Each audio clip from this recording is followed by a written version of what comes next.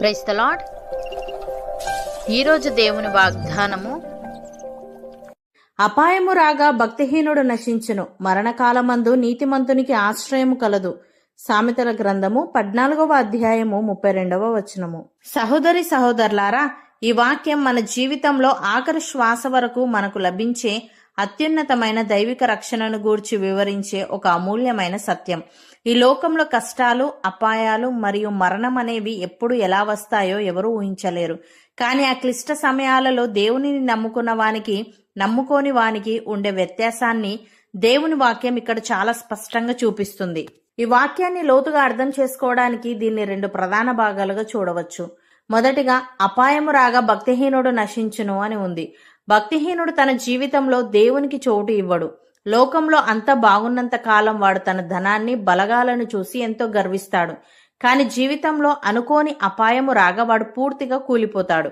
కష్టకాలంలో వానికి రక్షణ ఇచ్చే నాథుడు ఉండడు. వాడు నమ్ముకున్న లోకపు ఆధారాలన్నీ వానిని విడిచిపెడతాయి. ఫలితంగా వాడు ఆ అపాయంలో కొట్టుకుపోయి నశించిపోతాడు. ఉదాహరణకు, గొల్యాతు తన శారీరక బలాన్ని, ఆయుధ సంపత్తిని, తన సైనిక శక్తిని చూసుకొని ఎంతో గర్వించాడు. ఇజ్రాయేలు దేవుని సైన్యాన్ని తిరస్కరించాడు. లోకంలోనే తనే గొప్పవాడనుకున్నాడు. కానీ ఒక చిన్న బాలుడైన దావీదు ద్వారా దేవుడు అతనికి అపాయం రప్పించినప్పుడు అతను నమ్ముకున్న కవచము గాని, బలం గాని అతనిని రక్షించలేకపోయాయి. దేవునికి తన జీవితంలో చోటు ఇవ్వని ఆ భక్తిహీనుడు ఒక్క క్షణంలో నేలకూలి నశించిపోయాడు. అలాగే రాజైన హేరోదు ఒకనాడు రాజవస్త్రములు ధరించుకొని సింహాసనం మీద కూర్చొని ప్రజల ఎదుట గొప్ప ఉపన్యాసం ఇచ్చాడు. ప్రజలు అతని మాటలు విని, ఇది దైవ స్వరమే గాని మనుషుల స్వరం కాదు అని అరిచినప్పుడు అతడు ఆ ఘనతను దేవునికి ఇవ్వక తన మనస్సులో ఎంతో గర్వించాడు. కాని దేవుని దూత వెంటనే అతనిని మొత్తెను. అతను నమ్ముకున్న రాజరికం, సైన్యం, ప్రజల పొగడ్తలు ఏవి అతనిని కాపాడలేకపోయాయి. పురుగులు పడి అతడు అక్కడికక్కడే ప్రాణం విడిచాడు. ప్రియులారా, ఈ ఉదాహరణలను బట్టి మనం గ్రహించవలసిన ఆత్మీయ సత్యం ఏమిటంటే, భక్తిహీనుడు నమ్ముకున్న ధనబలం, శారీరక శక్తి, లోకపు పరువు, ప్రతిష్టలు అన్నీ ఇసుక మీద కట్టిన ఇల్లు లాంటివి. పైకి ఎంతో అందంగా, బలంగా కనిపిస్తాయి. కానీ అనుకోని తుఫాను లేదా అపాయము రాగానే అవి ఒక్క క్షణంలో కొట్టుకుపోతాయి. దేవునికి జీవితంలో చోటు ఇవ్వని ఏ మనుష్యుడైనా సరే కష్టకాలం రాకముందు ఎంత గర్వించినా, ఆపద సమయం రాగానే అతను ఆశ్రయించిన లోకపు ఆధారాలన్నీ అతనిని నడి సముద్రంలో విడిచిపెడతాయి. కాపాడడానికి ఏ నాథుడు లేక అతను నమ్ముకున్న ఆయుధాలే అతనికి శాపంగా మారి పూర్తిగా నశించిపోతాడు. రెండవదిగా, మరణకాలమందు నీతిమంతునికి ఆశ్రయము కలదు అని ఉంది. దేవుని యందు భయభక్తులు కలిగి నీతిగా జీవించే వ్యక్తి జీవితం ఎంతో ధన్యకరమైనది.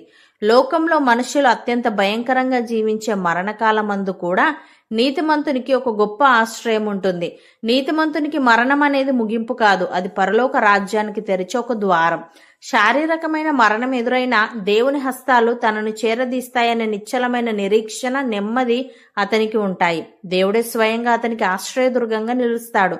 ఉదాహరణకు, యేసుక్రీస్తు కొరకు సాక్ష్యం ఇచ్చినందుకు యూదులంతా ఏకమై స్టెఫను మీద రాళ్లు రువ్వుతున్నప్పుడు అతడు మరణకాలంలో ఉన్నాడు. ఆ భయంకరమైన సమయంలో కూడా అతనిలో ఎలాంటి భయం గాని, వణుకు గాని లేదు. అతడు ఆకాశం వైపు తేరి చూసి దేవుని మహిమను, దేవుని కుడి పార్శ్వమున యేసు నిలిచి ఉండుటను చూశాడు. ప్రభువైన యేసు, నా ఆత్మను చేర్చుకొనుము అని ప్రార్థిస్తూ తన్ను రాళ్లతో కొడుతున్న శత్రువులను క్షమించమని అడిగి ఎంతో నెమ్మదిగా నిద్రించాడు. మరణకాలమందు దేవుడే అతనికి ప్రత్యక్ష ఆశ్రయమయ్యాడు. అలాగే శిలో మీద కుడివైపు ఉన్న దొంగ తన జీవితకాలమంతా తప్పులు చేసినప్పటికీ మరణానికి కొన్ని నిమిషాల ముందు అతడు యేసుక్రీస్తును దేవునిగా గుర్తించి భయభక్తులు కలిగి నీతి మార్గంలోనికి వచ్చాడు. తన మరణకాలమందు ఆయనను ఆశ్రయించి, ప్రభువా, నీవు నీ రాజ్యంలోనికి వచ్చినప్పుడు నన్ను జ్ఞాపకం చేసుకొనుము అని వేడుకొన్నాడు. దానికి యేసు, నేడు నీవు నాతో కూడా పరదైసులో ఉందువు అని అతనికి అభయమిచ్చాడు. ఆ మరణ సమయాన అతనికి పరలోక ద్వారాలు తెరుచుకున్నాయి. దేవుడే అతనికి ఆశ్రయదుర్గమయ్యాడు. ప్రియులారా, ఈ ఉదాహరణలను బట్టి మనం గ్రహించవలసిన ఆత్మీయ సత్యం ఏమిటంటే, లోకానికి మరణం అనేది సర్వస్వం కోల్పోయే ఒక భయంకరమైన ముగింపు. కానీ దేవుని యందు భయభక్తులు కలిగి ఆయనను ఆశ్రయించే నీతిమంతునికి మాత్రం మరణం అనేది శ్రమలతో కూడిన ఈ లోకాన్ని విడిచి నిత్య జీవంలోకి ప్రవేశించే ఒక మహిమయుక్తమైన ద్వారం. భౌతికమైన శరీరం క్షీణించిపోతున్నా, శత్రువులు చుట్టుముట్టినా సరే, దేవుడు ఇచ్చే ఆత్మ సంబంధమైన నెమ్మది నీతిమంతుని హృదయాన్ని నింపుతుంది. స్టెఫను వలె కళ్ళు తెరచి పరలోక మహిమను చూడగలిగే ధైర్యం, శిలువ మీది దొంగ వలె క్షణాల్లో పరదేశు అభయాన్ని పొందే భాగ్యం కేవలం దేవుని ఆశ్రయించిన వారికే సాధ్యం. మరణకాలమందు దేవుడే స్వయంగా వారి చేయి పట్టి తన హస్తాలలోనికి చేరదీస్తాడు. సహోదరి సహోదరులారా, ఈరోజు దేవుని వాక్యం మన ముందు 2 మార్గాలను, 2 వ్యక్తుల ముగింపులను ఉంచింది. ఒకటి, అంతా బాగున్నప్పుడు గర్వించి అపాయంలో కొట్టుకుపోయే భక్తిహీనుని మార్గం. 2, లోకం భయపడే మరణకాలంలో సైతం పరలోక నిశ్చయతతో ఆశ్రయం పొందే నీతిమంతుని మార్గం. భక్తిహీనుడైన గొల్లియాదు, హేరోదుల ముగింపు భయంకరమైన నాశనమైతే, నీతిమంతుడైన స్టెఫెను చివరి నిమిషంలో మారు మనస్సు పొందిన దొంగ ముగింపు మహిమాయుక్తమైన పరలోక ప్రవేశం. మనుష్యుని నిజమైన భద్రత అతను సంపాదించిన ఆస్తిలో గాని, అతనికున్న శారీరక బలగంలో గాని లేదు. నిజమైన ఆశ్రయం, రక్షణ కేవలం సృష్టికర్త అయిన యేసుక్రీస్తులోనే ఉన్నాయి. కాబట్టి లోకపు తాత్కాలిక ఆధారాలను చూసి గర్వించక, బ్రతికి ఉన్న కాలమంతటా దేవునికి మన జీవితాల్లో ప్రథమ స్థానం ఇద్దాం. అప్పుడు ఎలాంటి అపాయం వచ్చినా మనం కదల్చబడం. చివరికి మరణం మన ముందుకు వచ్చినా అది మనల్ని భయపెట్టలేదు. ఎందుకంటే మనల్ని చేరదీయడానికి మన రక్షకుడు పరలోకంలో సిద్ధంగా ఉన్నాడు. అట్టి ధన్యకరమైన కృపను దేవుడు మనకు అనుగ్రహించునుగాక.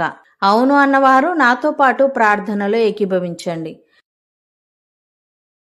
పరిశుద్ధుడా, ప్రేమగల తండ్రి, అపాయము రాగా భక్తిహీనుడు నశించునని, మరణకాలమందు నీతిమంతునికి ఆశ్రయము కలదని, ఈ లోకంలో కష్టాలు, అపాయాలు మరియు మరణమనేవి ఎప్పుడు ఎలా వస్తాయో ఎవరూ ఊహించలేరు. కానీ ఆ క్లిష్ట సమయాలలో నిన్ను నమ్ముకున్న వానికి అత్యున్నతమైన గొప్ప రక్షణ ఉంటుందని నీవు సెలవిచ్చావు. తను నీకు స్తుతులు.